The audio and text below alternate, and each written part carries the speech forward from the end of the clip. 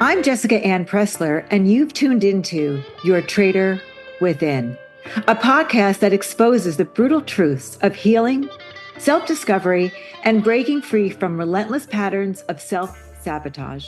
Today, I am joined by Kendall Brown, a certified woman somatic trauma and relationship coach and creator of the Secure Woman Era. After nearly a decade in back-to-back relationships with avoidant, emotionally abusive, narcissistic men, Kendall healed her own anxious attachment, freed herself from the trauma bond, and broke her toxic relationship cycle from the inside out through somatic shadow work. Now she helps over 100 women do the same, heal at the root, become secure in themselves, and become magnets for a healthy, emotionally available love they've always dreamed of. Kendall, thank you for being here today. And thank you for your vulnerability and sharing your own Traitor Within story, and for your knowledge, your insight, and your willingness to be so open, exactly why this show exists. So let's get to it. Welcome. Hello, I'm so excited to be here and to be diving into this. So I've looked at your content for a while now, and which is why I came to you and said, please come on the show. Because you do have great wisdom. And thank you again for not only sharing that wisdom today ahead of time, but for your vulnerability.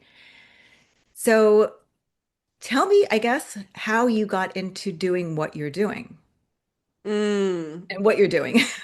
Yeah. I mean, it's very much as you shared there, just that little bio intro there. It's very much the reason I'm a trauma and relationship coach and why I truly believe it is my soul's purpose on this earth is because of the experiences that I have been through.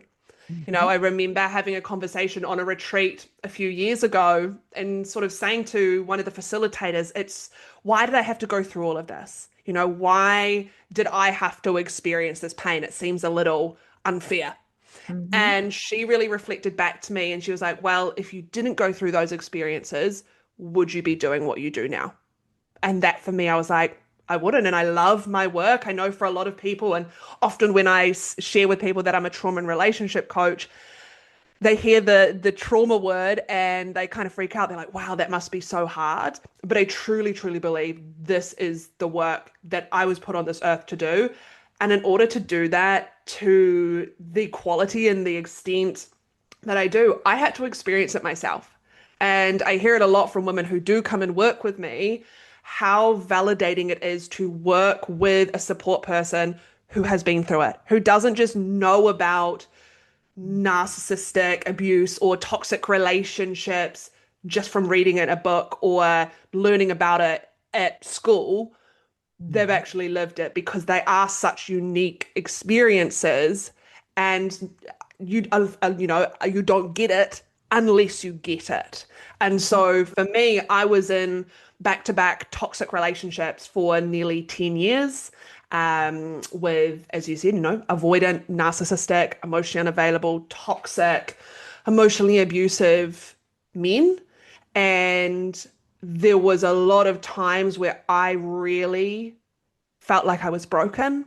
I felt like I wasn't lovable. I felt like I was destined to be stuck in these toxic relationships, feeling hurt and anxious and heartbroken on a daily basis. I thought that was just going to be my life forever. It was what I witnessed growing up, and that's a big part of the work that I do.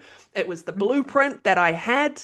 I'd never known healthy love. I'd never experienced it. I'd never seen it in real life.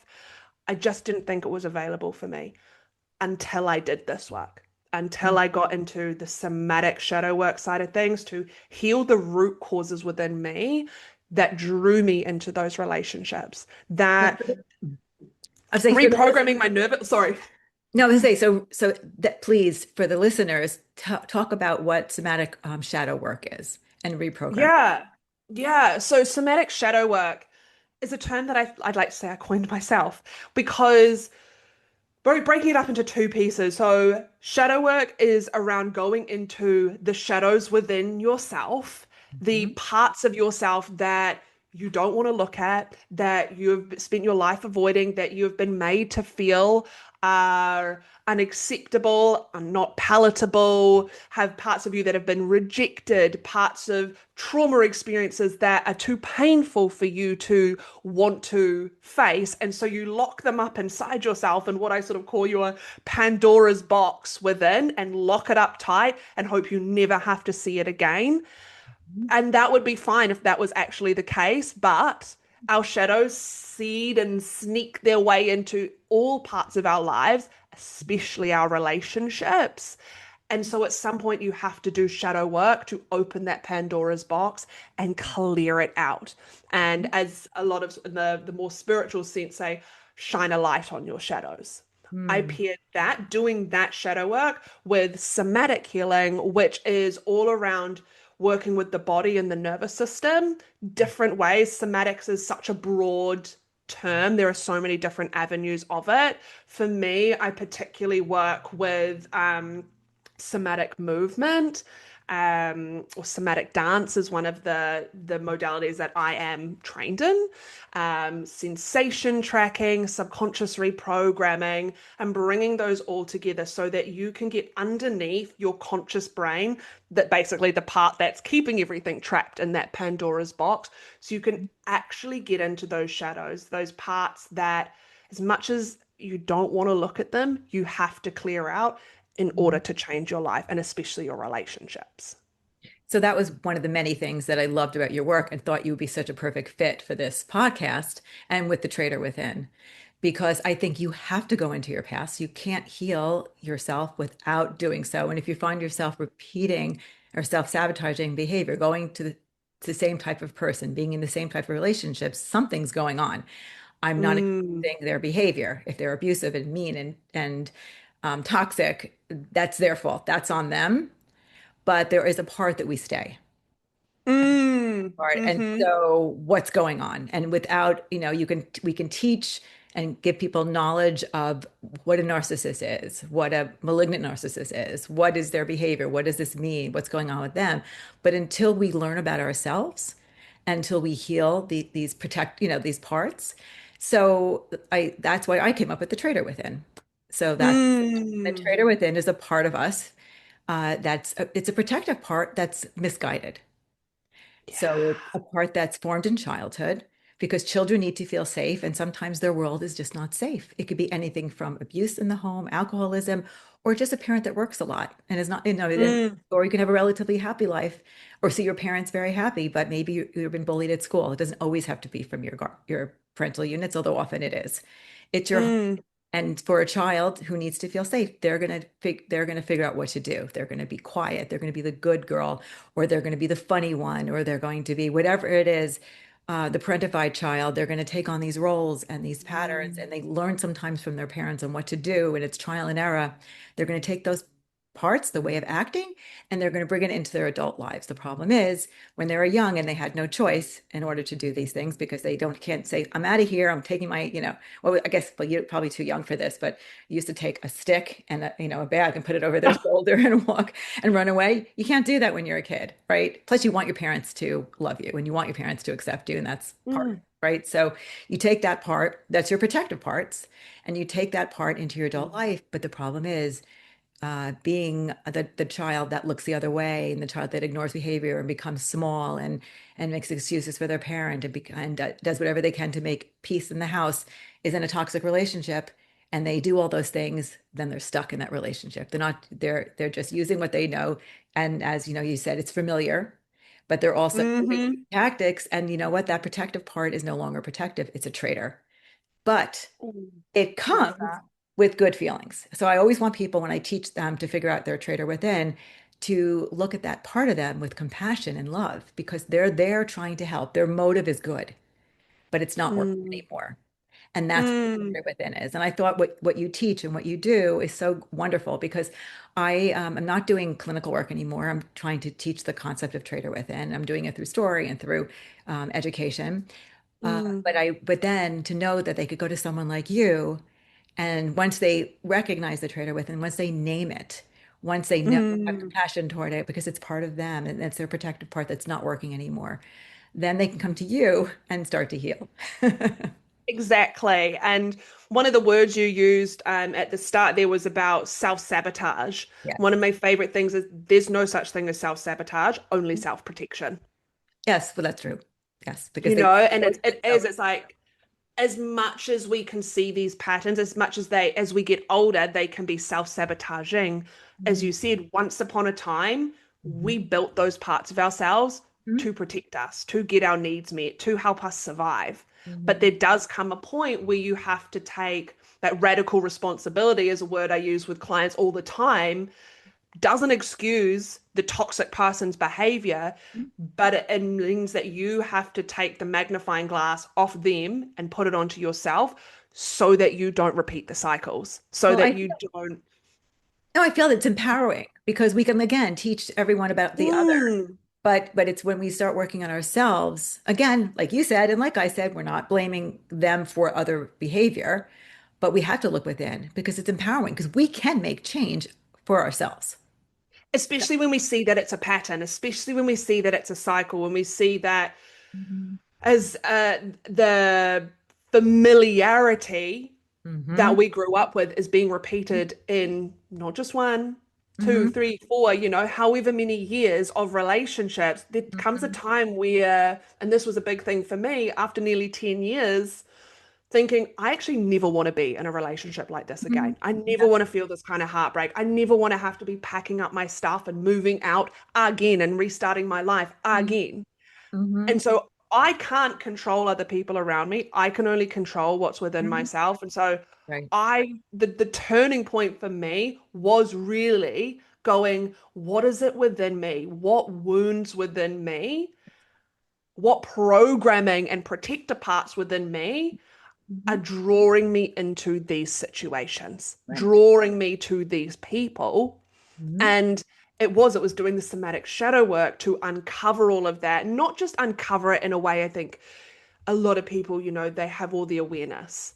A lot of the time they've spent months or years researching or talk therapy and things, and they know everything about themselves, but it's still living in their body. And so that's where you've got to bring in the somatic side of things and actually get it out so you can change and you can break the pattern and change the behavior going forward.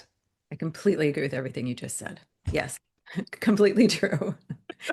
So when you were going through these 10 years of your relationships, were you doing were you becoming a therapist at that time, or that's something you did after? And it's interesting. And so when in my last relationship, my most toxic one, I was in that for 4.5 years. He was a hindsight, realized this after, covert narcissist, Mhm.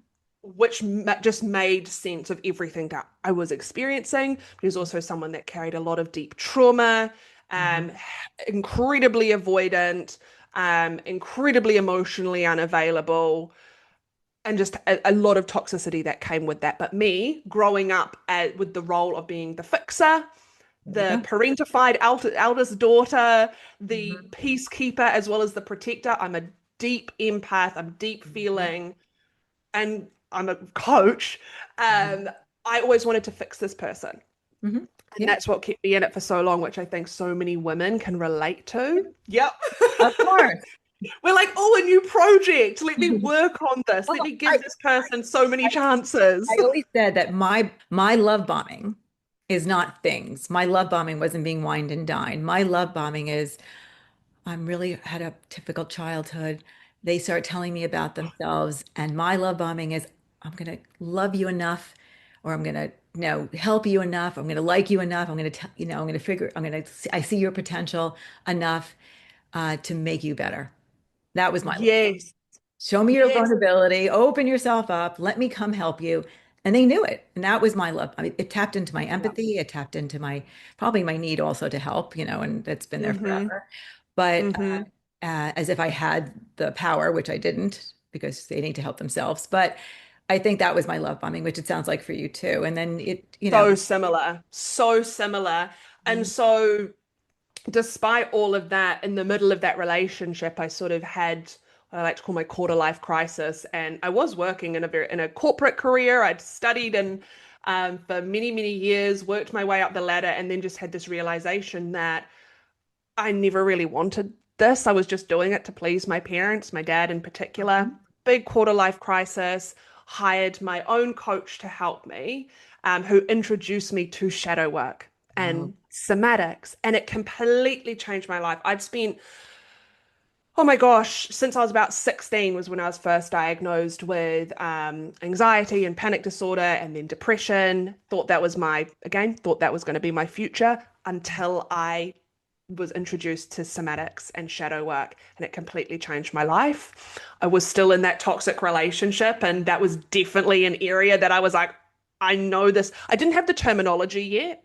I hmm. didn't even really know about anxious attachment or anything like that. I knew the relationship wasn't great, but it was very similar to the relationship I grew up witnessing between my parents. So my nervous system was just like, oh, this is normal. This is normal. I'm giving him a million chances because of his childhood, and let me try There and we love go. you back together. Right. Exactly. All of these Mhm. things. Mhm. But through it, I was doing shadow work on other parts of my life, on father wounds, of childhood stuff, of fears, limiting beliefs, all of these pieces. And so when I realized I wanted to be a coach, and the first 2 years of being a coach, I was in that relationship, but I refused to coach on relationships. I flat out refused it Mhm. because it Mhm. was so triggering for me, Mhm. because it would shine a light on the toxicity of my own relationship, which I would say I had blinders onto, but at the same time, I could see the toxicity. I was just terrified to leave. I was terrified to go through that pain. Well, But I do find it so interesting that I was just like, I'm not going to do relationships. mhm. But as soon as I came out of that relationship, that is when I went fully into it. And as I said at the start, this is my soul's purpose. This is what my passion is, what my like interest is, But isn't it because of these interesting? Right. experiences. But how interesting it is of the protective part, because there that was a traitor within too. Not to look, Yeah. to look at it. I'm gonna look like, Yeah. but, the truth is you should have been out of it, whatever, after day one. Oh, no, Neither here nor I there. mean, should never have gone But into it. Should have been out of it years right. earlier. But that traitor within was still there. Okay, I'm not going to do relationships. I'm not going to go there. I'm not ready to go there yet. You need to say, Mm. and I don't know what the trauma is. I mean, I know for me, it was a fear of abandonment. So even Yeah. if my relationship ended by them or by me, either way, it's an abandonment. Either letting me go or they're going, right? So if you had if that is one of your wounds or Absolutely is. then Yeah. then your protective part, your traitor within, is trying to keep you not be abandoned. Unfortunately, you're abandoning yourself by doing so. Absolutely. I fully agree. The abandonment wound had me in an absolute chokehold. Right. And I didn't really realize that until the end of the relationship. Mhm.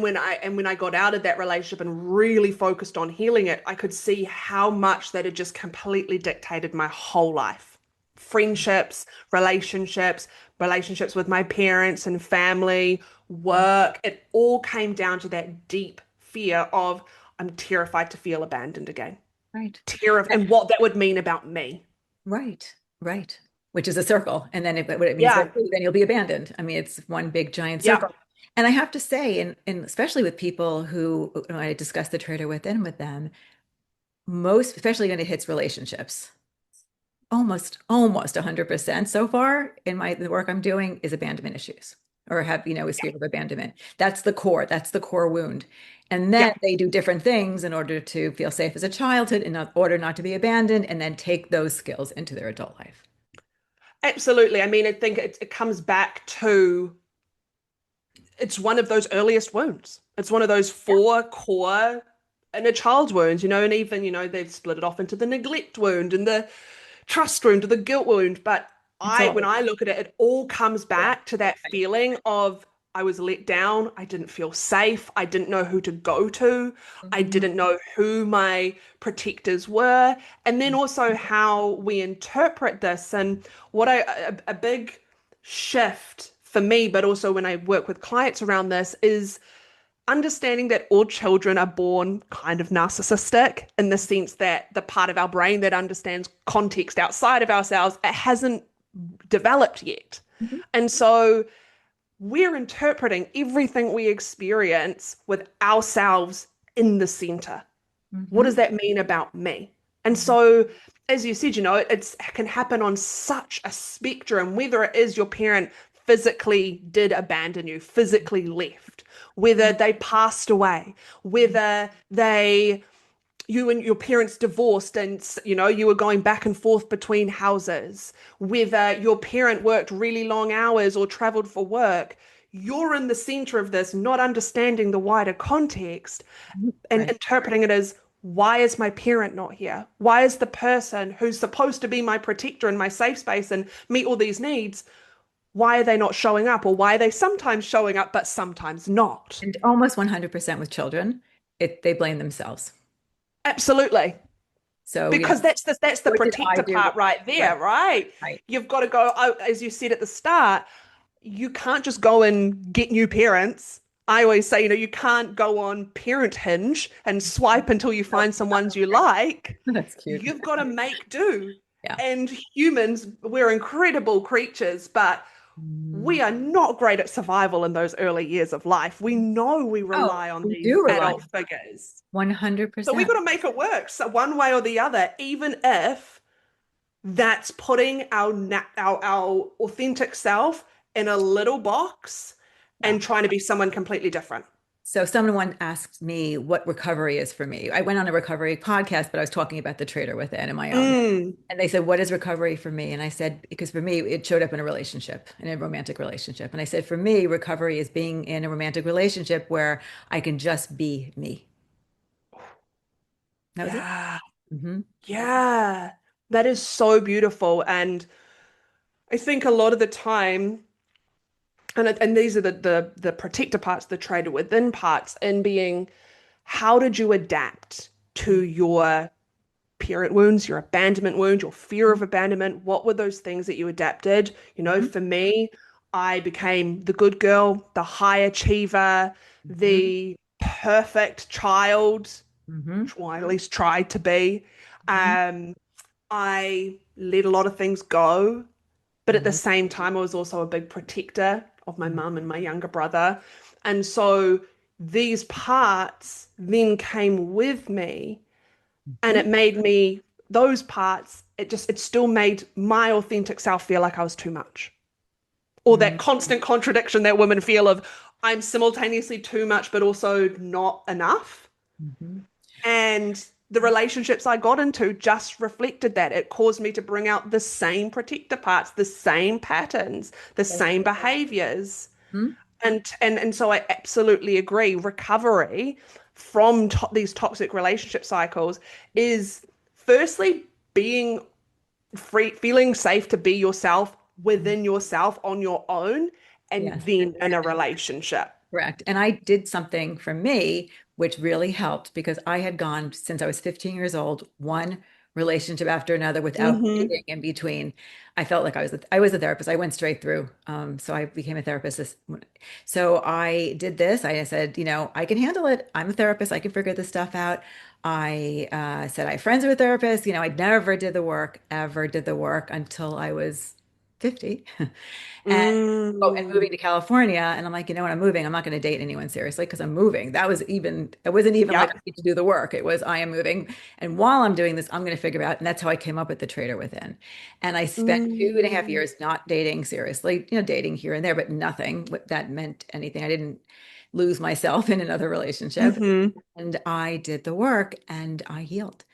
And you have to do the work. And I absolutely recommend that between relationships, but you spend Yes. time to grieve the loss of Yeah. yourself, grieve, the fact that and I hate to do this, and this is very painful, but you probably were not loved the way that you consider love.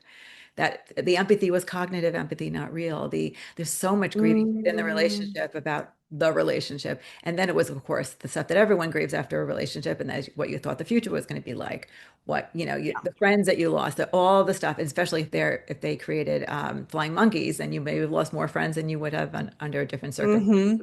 There's a lot going on, but you need to do that work And at the same time, figure out what was going on. Not just you figure out them because you should know that it wasn't your fault that who they acted Mm-hmm. that way because that's who they are. And believe me, once you know this, once you understand who a narcissist is, it's very simple. So simple and Yeah. so not That's it's you. so funny. What's so funny about narcissists is they think they are so unique and No, special, but they're all the same. They're they're all the walking same. stereotypes. They're all the same. And so once you realize that, you realize that it's not you, that you didn't go to Mm, them. You didn't create them. They didn't, and then you have to work on you. Then you have to figure out, mm, okay, why when they treated you so poorly, and you said, if Sarah down the street was dating this person that I'm sta now with for 10 years, she would have left after week one. Why am I still here? And if you're saying that, but then the other part of you says, they had a tough childhood, mm-hmm. of course, and I love them and they love me. And 3 years ago they said they treated me really well and it felt really safe for a day.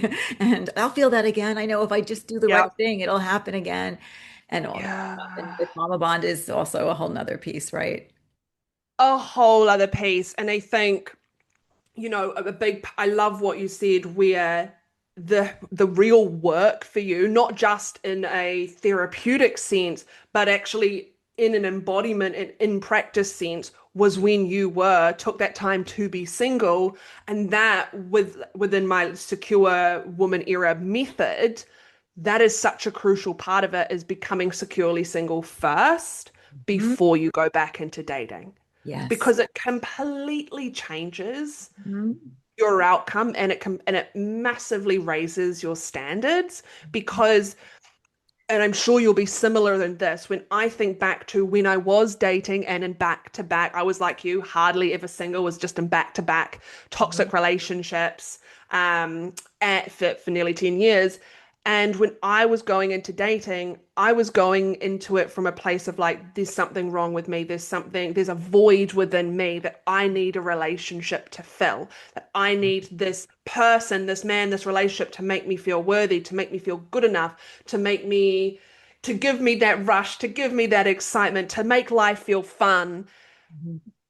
And the alternative of being single is like, well, I don't get all of that when I'm single because I had no idea who I was. I'd abandoned myself since I Mhm. was a child. Mhm. That when I finally was like, right, I'm going not just all into my own healing, Mhm. but also into building a life for myself that I love. Mhm. It meant that when I was then went into dating, I had really high standards because I was like, I love my life. My life is 10 out of 10 on Mhm. my own.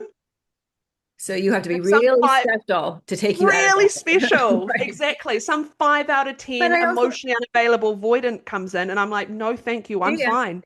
But you know what? Yeah, exactly. That's when you're the actually the most powerful, but for yourself, Yeah. when you don't need them. They don't have to complete Yeah. you. And these movies out Yes. there don't help. They complete each other. They're one. They're all that stuff. Oh, But if you are good, with yourself. Now, I felt, just so you know, because for the three, moments that were in between my relationships, I actually felt that I was really happy because I was really happy in mm, other areas of my life. I love my work. My Trader Within didn't show up anywhere else. I love my friends. I had really good mm, friends. I loved, it was parenting. I loved everything else, but I had not done the work in my romantic relationships. So you can also be a person who it doesn't show up everywhere, yeah. but it does show up. And I think in intimate relationships is often where it shows up because you're the most intimate. It tests you the most. Mm, Where the most, mm, where you're more the most vulnerable, where you're the most yeah. exposed, yeah, and there's a similar And feeling. it's also the direct, and so, but until you do this work, it's often also the direct reflection of your first ever relationships Mhm. with between you and your parents. Mhm. And so, of course, that's going to bring up all of Mhm. those experiences again in your body. It's going to bring up all of those protector parts, your traitor within. It's going to do that because it's just like triggering to your body. Oh, Mhm. this is familiar. I know what this is like. I've been here before. And Mhm. until you clock that and go, I don't actually want to be in another relationship that Mhm. reminds me of when I was a child, Mhm. that's when you got to do the work around that to break that cycle. But I do want to point out one thing because this was at least Mm, true for me, and I think it's true for others as well. None of my relationships started off with the person that they become. They all had a mask. Never do. So when people, right. So when people say like, how come, so my trader within didn't kick in the beginning. My trader within Mhm. actually was, in my pocket. It was okay because in the beginning, and they were all different, they presented in a way that was very attractive. They presented in a way that was, I mean, there were three different stories for three different reasons, but they presented okay. It was, so I was also invested when the mask Mm. started to slip. And Mm. then the traitor within came swooping in, thinking it was trying to save me. She was thinking she was trying to save me, and instead she actually put my shackles on, you know? Yeah, Right. exactly. And I mean, it would be a pretty scary world, but in terms of dating for people like you and I, it would be great if people who were toxic or narcissistic just walked around with a big, sign on their forehead. But I think this is also why it's so important to learn about those sorts of people. Mhm. Obviously, don't, I think some people make that their entire focus. You need to also be turning that magnifying glass around on you as well. But and I don't know about you, for me, hindsight's a wonderful thing. And if I could go back and tell those past versions of myself the early signs, the early red flags now, Mhm. those relationships would not have gone, as you said earlier, Yeah. would have ended week one, Right. month one. They Right. wouldn't have got as far as they did. Mhm. And also if having done the protector part work, the shadow work now, Mhm. I wouldn't be sensing those little attachment signals, which we all confuse as the spark, the Mhm. chemistry. Actually, it's Right. your wounded attachment system going Mhm. crazy because this is familiar. I would now interpret that as exactly that of like, actually, this is a warning sign, Mhm. not a positive. And I Right. would walk away. Right. And I do know when looking back and you said in hindsight, there were signs early, much earlier on. It didn't get terrible yet, but there were definitely signs Yeah. should have looked at. And but very particular. I couldn't necessarily tell everyone. I could tell you particularly what it was for me, but I don't think that would be helpful. It wasn't like I could say one, thing. Yeah. And the other piece I also like to tell people also is there are some really wonderful people out there that come on very strong in the beginning that are actually good, loving people. So I Yeah. don't want people to run away from someone, that's why I always caution people with red flags, because something Mm. may be interpreted as a red flag, maybe that person is just a super generous, wonderful human being, or Yeah. maybe that's their trader within that actually gives a lot in the beginning, way too early, but because they need to be, whatever their trader within piece is. But it doesn't make them a Yeah. narcissist, right? It just makes them Yeah. person may be too early, but it doesn't make them a Yeah. narcissist, right? So we have to be careful with those red flags. But most importantly, what Mm. we're talking about here is understanding ourselves. And I Mm. also, and I think we're much better at it now, and why someone who's going through this needs to come to someone like you who understands trauma and the body work. When I went for help many years ago, I went to a traditional, actually, it was a psychiatrist because I was told Mm. the medication because I was very anxious and depressed. It wasn't a true diagnosis because it was a reaction to the relationship. And so Yeah. they put me on medication. She put me on medication for a while. It was turned on me as being the anxious one and me being the depressed. Even so, I was never like that Hmm. before this particular relationship. I was certainly never like that in between. I want to smell the roses, but Mm. I had suicidal ideation because the relationship for me, the only way I could get out, the only way my trader within would allow me to leave was through death. Wow. Death three times. That's the point that these relationships, these people push us into. It's Right. so heartbreaking. Yet I loved everything else. I didn't want to sleep at night. I mean, I slept, but I didn't want to. I was always because I didn't want to lose a moment of how wonderful life was. But Mm. this really, so it really shows you how strong the traitor with it is, how strong the trauma bond is. Mm, absolutely. Trauma bonds are, and it's one of those things again where unless you have experienced it, you don't understand it. Mhm. I get a lot of women coming to me because that is one of the areas that I really specialize in is trauma bonds. Been in one, broken free of one, have helped. I couldn't even count how many women do the same. And they all come to me feeling like there's something wrong with them, something crazy. Their friends, their family are telling them, why are you still hung up on this person who hurt you, who abused you, who made you feel worthless. They just can't cognitively understand it. And that's the thing with a trauma bond. It isn't actually a cognitive thing. It's in your body, it's in your nervous Fear. system. It's It's an fear. addiction. It's It is an an addiction to addiction. hope. To hope.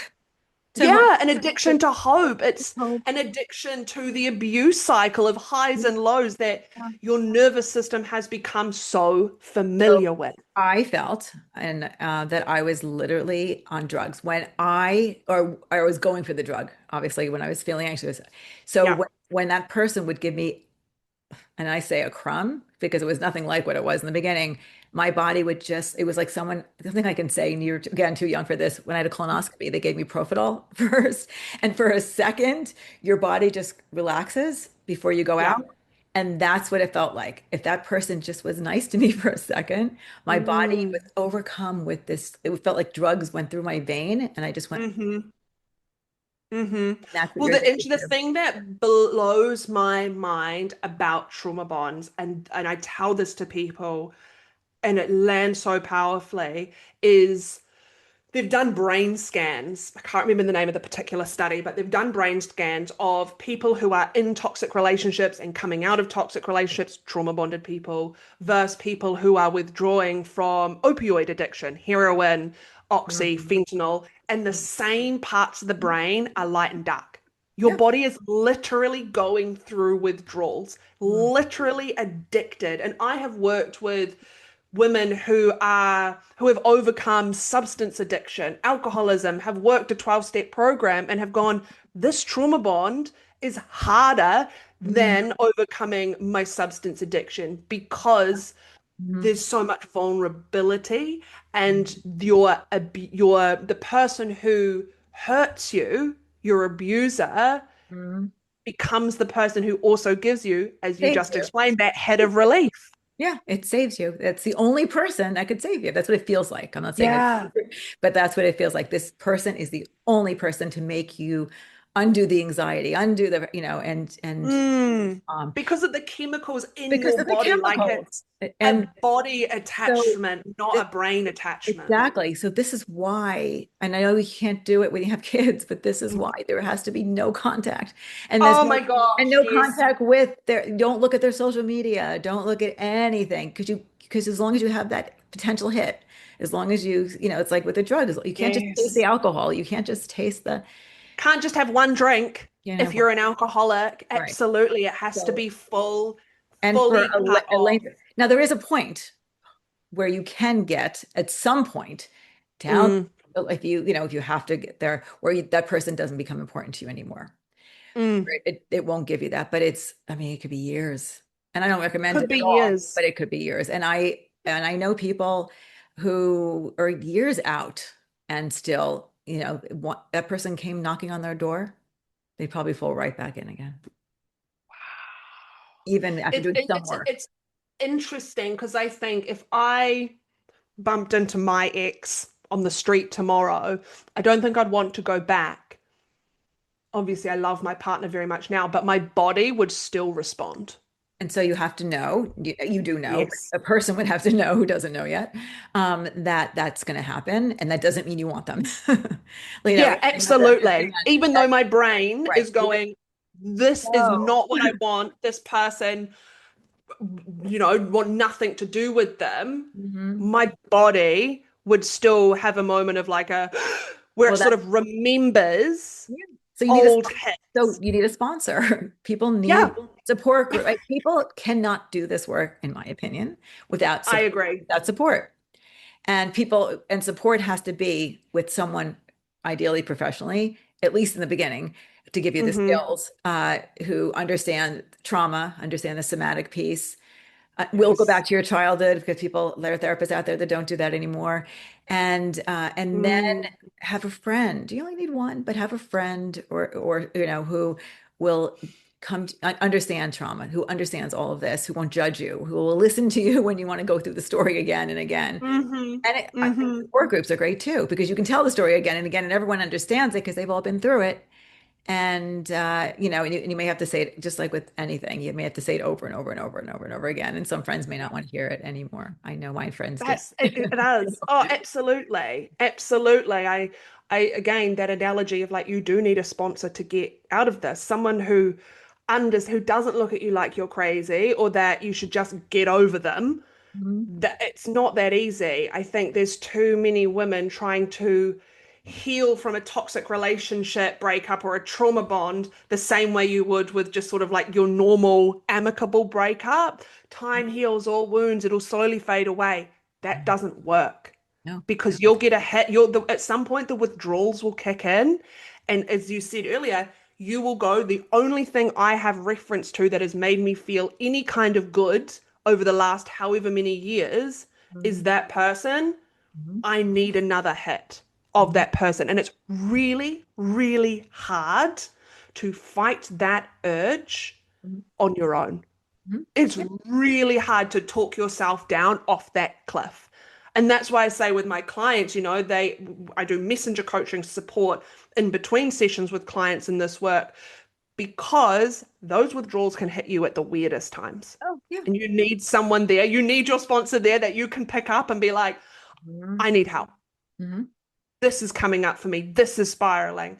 So that Mhm. I can then give you the support, the tools, the somatic way to down regulate your body, remind you of your why, instead of being caught up in the crazy things that your addiction and your trauma bond and your withdrawals will tell you. Exactly. Now, do you do journaling also? I do a little bit with clients. It definitely is client dependent. Hmm. Sorry, client If they want to dependent. do it. Yeah. Okay. Yeah, or I think I don't tend to recommend it for clients that are very over intellectualizing Hmm. because I think it can Yeah, often get I you hear into a bit of a loop. that. That's the sort of space where we want to really double down on the somatic work, shift Hmm. the focus from the crazy monkey mind and actually Hmm. into your body because so often what's driving the monkey mind is uncomfortable sensations in your body That makes perfect sense. that you need to learn to sit with and process and move through because Mhm. you can't think your way out of a trauma bond. No. You can't journal your way out of a trauma bond. You can't talk your way out of a trauma bond. You have to be using like, obviously, your brain and your mind has a part of it, but you've got to be using that with your nervous system, with your body to Mhm. essentially like detox and purge that person, that bond, that relationship, that trauma from your body. Hmm. And so that's a big, big part of the work that I do with these clients because unfortunately, so many of us were raised with zero understanding of how to feel our emotions, And how to process our well, emotions. we were probably told, or at least I was told, that I was too sensitive. So I Yep. learned to, I didn't, first of all, and this is actually, let me see how you feel about this too. Um, Mm. I was taught it wasn't safe to feel anger, so I never felt anger. I would get moments of anger. So let's say my husband cheated because they all cheated on me, and I would find out they cheated. And for a moment, I felt anger, but mostly it was pain. And then the anger was gone. I actually stopped believing it was true Mm. also pretty quickly. And so I always felt that anger, I always felt it was great. Like I'm not holding on to anger. My body is not, I'm not going to have the people who hold on to their anger get sick and they get this and they get, Mm. and I'm like, oh, it's fine for me. I can let it go. I won't have a heart attack because, whatever. Rationalized. But the truth is, Hmm. anger is just like a cut, just like a pain in your body is a tell. And you Mm. don't have anger to tell you something's wrong here. So my traitor within that taught me not to express anger. Again, I would have moments of it because what happened with my traitor within is something would happen that was appropriate, and then my traitor would talk me out of it. That was like the traitor Mm. within. She has her hands over, this is my, logo. And Mm. so I would appropriately feel angry or upset because I just found out my husband cheated on me, and then I would soon the anger was gone. I didn't hold on to the anger, and I could carry on, which I was taught as well. to move on to the next day and keep going like nothing happened. And Mm. yet, if someone who was appropriately angry, they could say, wait, something's wrong. If I'm feeling this, unless they were told their anger is Mm. wrong, that's another thing. Yep. So, but when you're taught that you're oversensitive, if you're taught that your feelings are wrong, that you're, I was a crier though. I did cry Yeah. privately, Yeah, but I completely relate to this, and I think that's a really interesting perspective on anger. Is like anger is actually like the big light up arrow pointing to something that feels wrong, and if you don't have that, Mhm. then how are you to know? I think it's so common for women. I love how True. like teaching and guiding women through anger releases because holy moly, it is so empowering Mhm. once you break past that discomfort because all of us were told as little girls that it's unseemly, that it's Right. not acceptable, Men can get angry. but Men women can get angry. can't. Women can't. Be late. Be a Women are lady. being dramatic, Be a lady. crazy. Yeah, it's their period. It's their time of the Yeah, month. time of the month. They're You're just crazy. She's a reacting. bitch. You're Like, overreacting. You're right. exactly. And Yeah, so but we men get learn, angry. It's manly. Unless yeah, they cross that line. God forbid a woman be angry about something, be annoyed. So And that's another piece too. I think the traitor within is also formed by society. oh, It is- absolutely. We are absolutely molded to all of the environments we grow up in, not just the Correct. micro of the household, but the community, the Correct. culture, society as a Correct. whole. That's right. Women especially, I can't I speak to a agree. man's perspective, but absolutely there are so many things that mold us to being these quiet, placid girls that don't speak up. Hmm. And it's a big factor in why you then end up in relationships with men who force you back into that role. Correct. I agree. And so anger is so empowering. And when I work with anger too, it's a top layer emotion. It's a very physically felt emotion. It's why there's sayings, like my blood was boiling, a fire in my belly, I was seeing red. Like it's such a physically felt emotion. And so you can't think your way out of it. You Mhm. actually have to get it out of your body, but it's a top layer emotion that like once you get sort of pop the lid off it, it shows you so much of what's actually your truth underneath.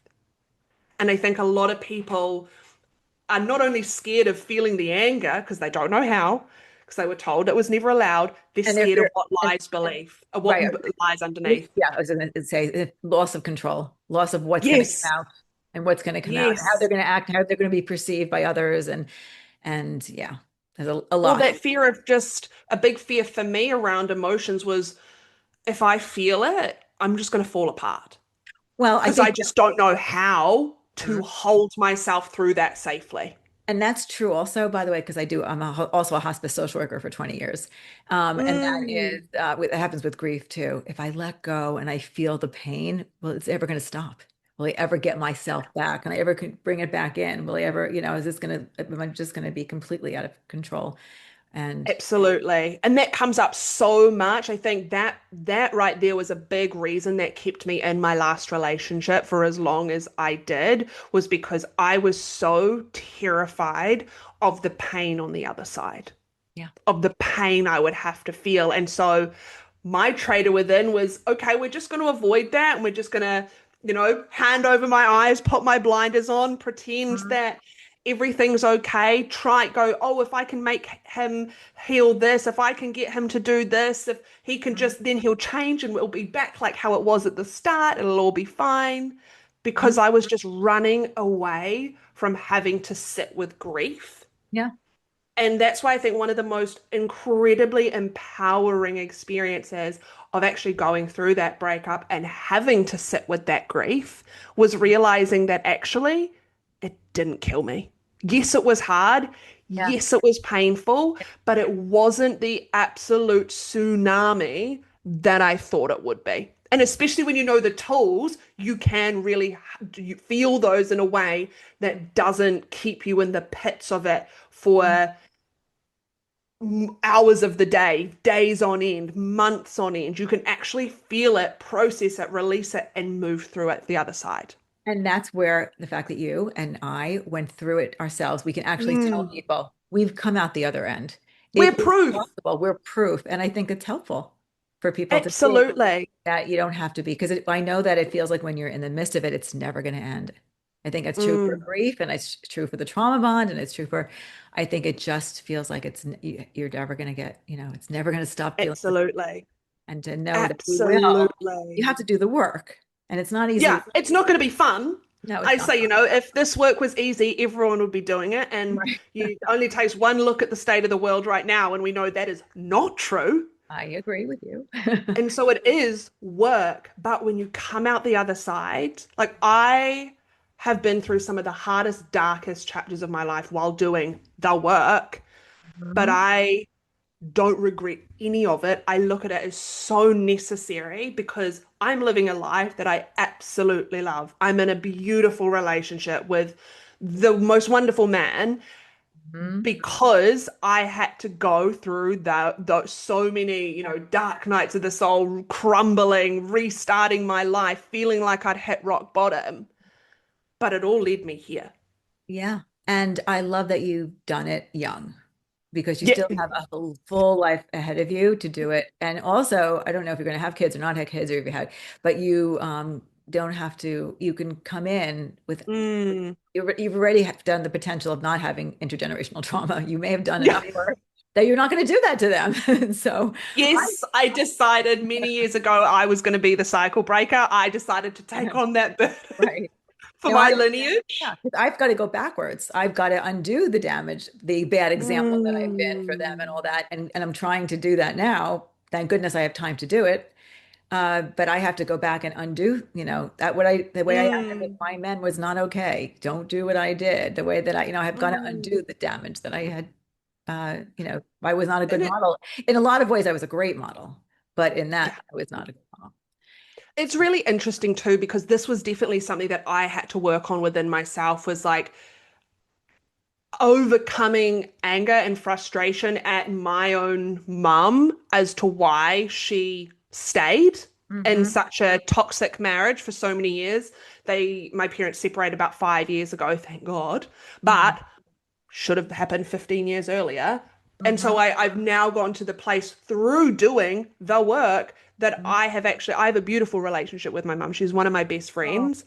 And I think a big reason why, like I work with women from, age is not a factor in the work I do. I work with mhm. women from 19 years old up to women in their 60s. And I think a big reason why I can work with women who are more like my mum's age is because I mean, I'd come out of my toxic relationship. I'd gone through my breakup. I'd gotten through the grief. I'd done all of this work right when my mum and my parents were separating. And she won't mind me saying this, but I watched her completely crumble Mhm. because of how my dad treated her. Mhm. And I was able to use what I had learned, my tools as a coach, not Mhm. to be her coach, but to support her. And also, something that was deeply healing for her through, and for both of us through that journey, was me understanding what she was also going through as well. Yeah. She didn't get out in her mid-20s, Mhm. unfortunately, and I hold no resentment towards her now for her staying. I understand it completely And we didn't and have the knowledge then. We just didn't. didn't have the I was knowledge. in school, and we were taught certain things, but we weren't. We didn't talk about narcissism. We didn't talk about Mm. this was not. And I did a lot of, ongoing education. It was not in our world. This is That's a so interesting to know. Yeah, that was a somewhat recent. I mean, grant this is America. I don't know, but you're in Australia. New New Zealand. Zealand, sorry. It would, if Similar anything, we'll be behind. Oh, that's right. And, in New Zealand, I don't know if it's the same thing, but certainly here, this was, and because at the training, you have to be trained constantly to keep up your seat. Mm. So it was not something that was, and there is some very good stuff on social media for people to get access. You have to be careful because there's some not so good stuff, but there's a lot of really good help on social media. But I wanted to tell you also that I've used the Traitor Within concept when as doing grief work. So if I have a daughter, for example, whose mother passes away before they could do the work together. They didn't have the Mm. chance yet to heal their relationship, or it was never going to happen because the mother didn't do. I can teach them their mother had a traitor within, and their mother, and it gives them compassion. Again, not excusing abuse, if there was abusive behavior, I'm not doing that, but it gives an understanding of why their mother behaved that way, why, if there isn't a trauma bond with their father, that they also, just because, it happens to them too, Mm. and they could heal by understanding their Yeah. parents, the traitor within. Narcissists have traitor withins. They're still, that's their protective Oh, part. That mask they put on, that shield, that armor, that's their yeah. protective part. So it's, I'm not saying it's excusing anyone's behavior. None of what I talk about with the traitor within is excusing behavior, but it builds Mm. understanding and maybe some compassion toward them. Yeah. And they just didn't know better because they were so stuck in their stuff. Yeah, that is beautiful, sharing about how we can use that to repair those parts of that wounding with our parents, and very much so. And I think, there's a lot of when I work with women who are older or who are mums, and they have this fear of like, what if I've already screwed up my child? What if I've already done too much damage? Um, and the thing is that actually if they're young, yes, it might take a little while for them to understand, but at some point they will understand that you were just doing the best you could. That, Mhm. and for me, I got a little taster of what my mum had been stuck in for 30 odd years. And Mhm. that made me incredibly understanding to what, like her response to it. I couldn't imagine throwing in some children into my relationship with my ex. Like, I'm very blessed that I could make a clean break and never have to see him again.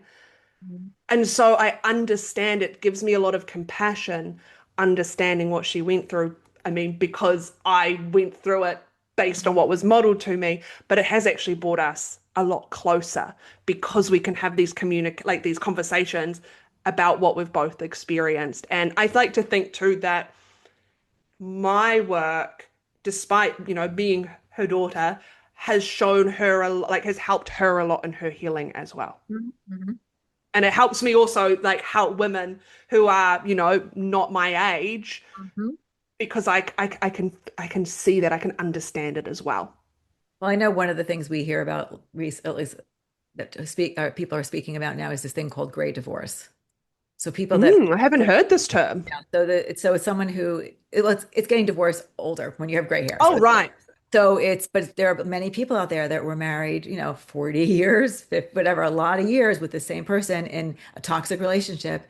And the great divorce, it doesn't mean it's all toxic. I'm just saying that this is an example. You're with someone Mm, for 40 years, and which could be considered your mom's age, hmm and then they're not, so not only are they going to deal with the stress of the divorce at that age, finding themselves all this positive Yeah. eventually stuff, but there's all the other hmm stuff as well, and creating the new normal. But if it was a toxic, Mm, also, have to learn all these skills that we talk about. And it sounds like you do have yeah. some people in their 60s. I don't know if they were married for a very long time or not. So that's Yeah. probably a great divorce. And it's a lot of years Yeah.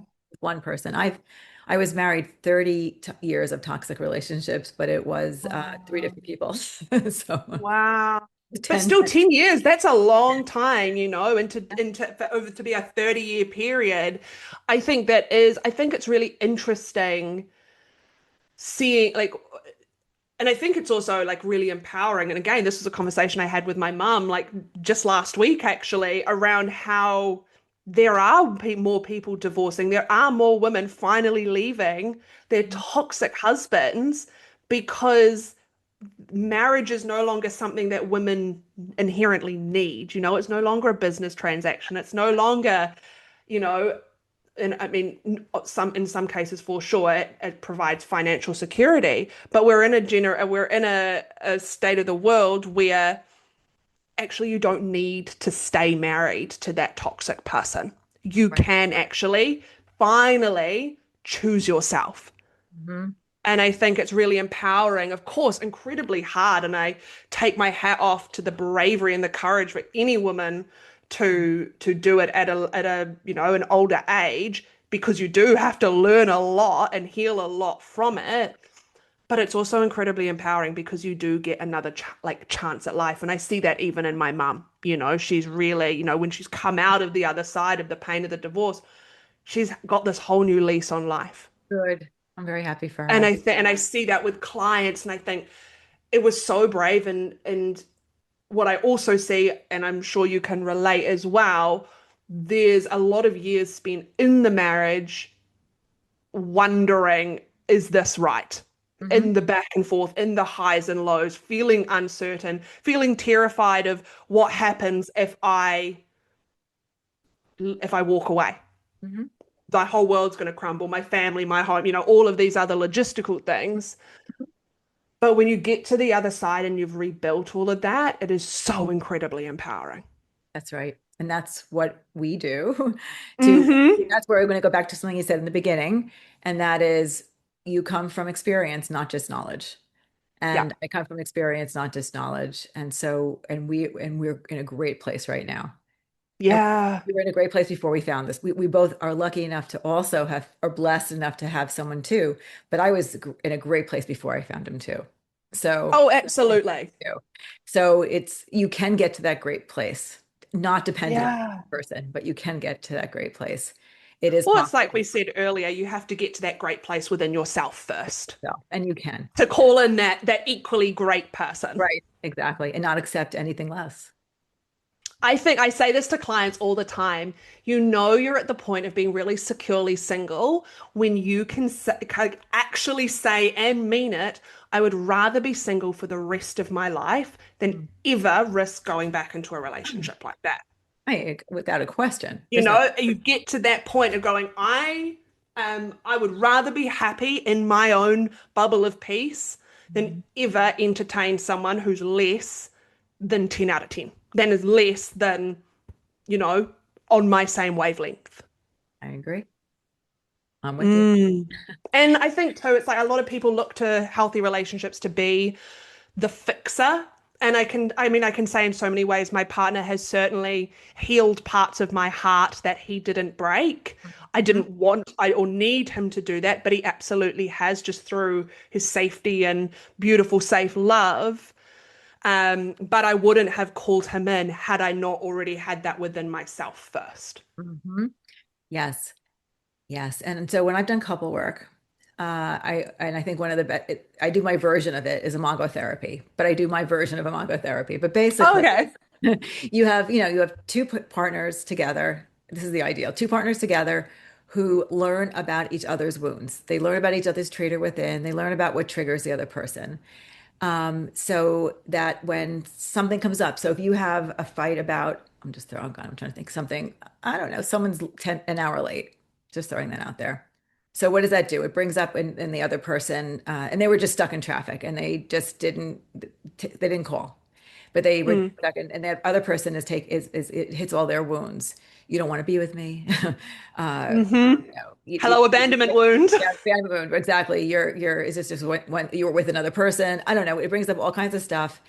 So if that other person so with everything that happens, often it's what 20% the actual thing that happens is the issue, and then 80% is what you bring from your past. It's your childhood Yeah. wounds, it's your way of coping, it's your traitor within. So if you teach each person the other person's wounds and the other person's triggers, and so that they don't trigger each other back and forth, because what happens is, and I'm sure you know all this, is Mm. that one person will say something and the other person will get triggered and they wind up triggering each other back and forth. So Oh, it's like tennis. It's yeah, like tennis. trigger tennis.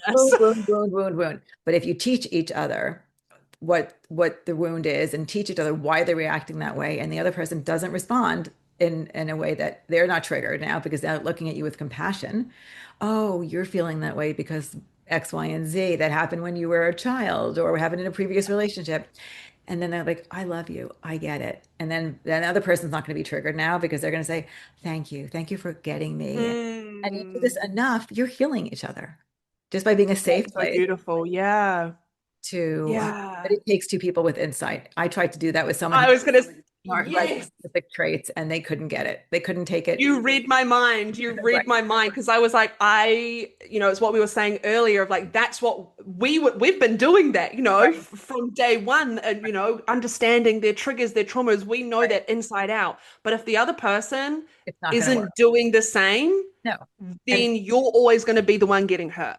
you're giving them information to use against you. So I don't think Exactly. any couple I don't think any couple works with a person with high narcissistic traits.